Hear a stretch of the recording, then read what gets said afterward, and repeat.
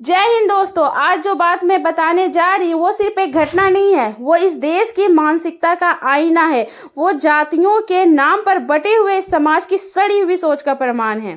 दोस्तों, उत्तर प्रदेश के इटावा जिले में कुछ कथावाचकों का सिर मुंडवा दिया गया। उनका अपराध सिर्फ इतना कि वो पंडित नहीं थे, वो यादव थे और श्रीमद् भगवत गीता की कथा सुनाने का साहस कर बैठे। अब जरा सोचिए दोस्तों, क्या किसी के धर्म ग्रंथ की व्याख्या करने के लिए कोई जाति प्रमाण पत्र जरूरी है? जिन श्रीमद् भगवत गीता की कथा को सुनाने से यादवों को रोका गया, उसी गीता में जो वक्ता है वो कौन है? भगवान श्री कृष्ण। और वो भी कौन है? एक यादव। तो फिर प्रश्न यह नहीं है कि यादव कथा क्यों सुनाते हैं, प्रश्न यह है कि क्या पंडितों के पास कोई विशेष लाइसेंस है भगवान की बात सुनाने को? यह सिर्फ एक जातिवाद सोच नहीं है दोस्तों, यह सत्ता का वहन है जो कुछ वर्गों ने सदियों से बनाए रखा है। भगवान श्री राम कौन थे? एक क्षत्रिय। भगवान बुद्ध कौन थे? एक राजकुमार।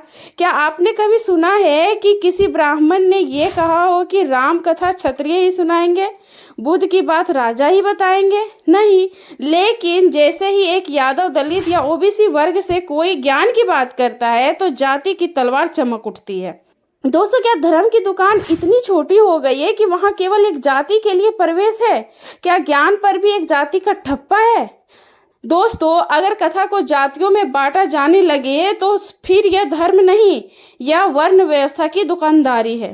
इस घटना ने यह साबित कर दिया है कि आज भी भारत का गांव, भारत की मिट्टी जातियों के जहर से मुक्त नहीं है।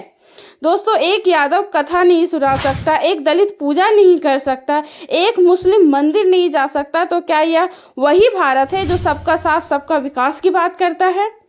गीता का संदेश क्या है? कर्म करो, फल की चिंता मत करो। ये कहाँ लिखा है कि ब्राह्मण हो तभी कर्म करो? ये कहाँ लिखा है कि अगर तुम यादव हो तो चुप बैठो? अब सवाल आपसे है दोस्तों, क्या आप उस भारत में जीना चाहते हैं जहां ज्ञान को जाति के बक्से में बंद कर दिया जाए? क्या आप उन लोगों के साथ खड़े हैं जो भगवान के नाम पर समाज को तोड़ रहे हैं, या फिर आप उनके साथ हैं जो इस धर्म को जोड़ने का काम कर रहे हैं? आज वक्त है सोचने का। कथा सिर्फ कहानी नहीं होती, वो समाज के आईने होते हैं। और अगर समाज को साफ देखना है तो जातियों की धूल को हमें खुद ही हटाना होगा। बहुत बहुत धन्यवाद। मिलती हूँ नए खबर के साथ। मैं निखत परवीन। जय हिंद, जय भारत।